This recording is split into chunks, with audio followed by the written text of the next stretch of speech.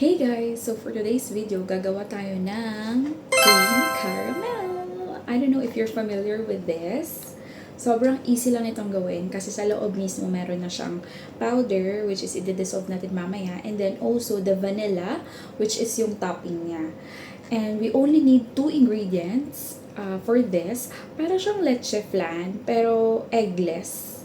Yun ang pagkaka-describe ko kasi I've tried this one before, and ito kasi yung favorite dessert ng hubby ko. 2 ingredients lang. Yung ito, packet na to, and then the milk. Okay? So, let's do this. So, ito yung mga ingredients. 1 liter of fresh milk.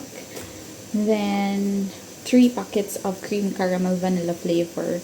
So, actually, depende din naman sa'yo kung gusto mo yung 2 liters. Depende din naman sa'yo. But, you have to add 1 more packet of this. So, patansya-tansya din naman tayo kung gusto mo yung sobrang matamis. So, it depends on you.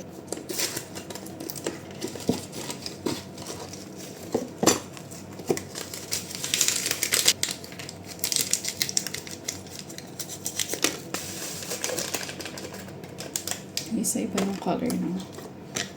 Anyway, yes. So, yan na siya. Lagay ko, konting ano lang, konting milk lang. Para ma-dissolve lang siya. Bago ko siya isalang. Okay. Ubusin ko lang yung milk. Yung 1 liter na milk dito.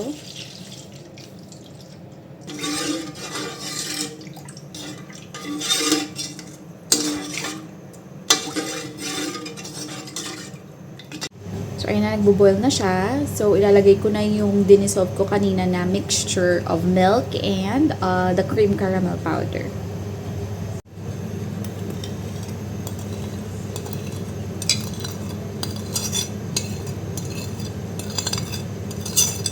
Mix mo lang siya ng i-mix. Para hindi siya mamumu-umuo.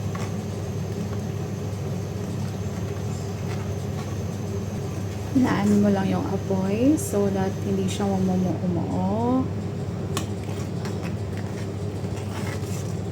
And antayin lang natin siyang mag-boil. So, ayan, nagbo-boil na siya.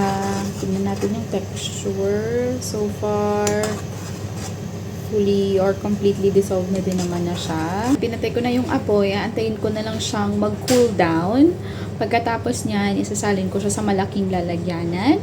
So, I'm going to tear this small lang na pag-tear. Then,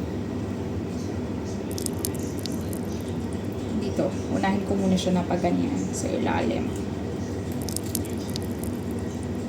Yan.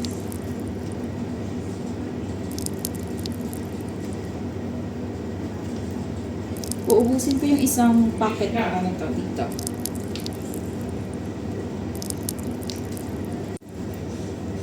So, let's go. Ilalagay ko na siya.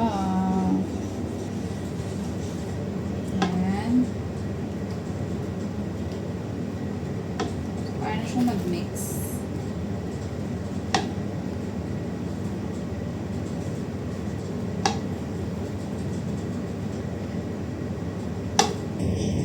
So, ayan na siya. See? Tayin ko na lang siyang matuyo. Kasi mabilis talaga siyang matuyo, guys. As in, literal. Kahit nga hindi mo pa siya ilalagay sa ref. So, magiging jelly na siya. Ganon. Yan. Tsaka kahit makapal, mabilis siyang matuyo. Ayan, antayin ko lang siyang mag-cool down talaga, totally. And then, lalagay ko na siya sa ref. Eto na siya. Cold na, diba? Kahit mabula-bula yan, okay lang yan. Anyhow, kami na naman magkukonsume yan. Depende na naman sa'yo kung tatanggalin mo yung bula. Ayan. So, jelly, jelly, jelly. Yan yung vanilla extract nilagay ko sa ilalim. Diba? Yummy!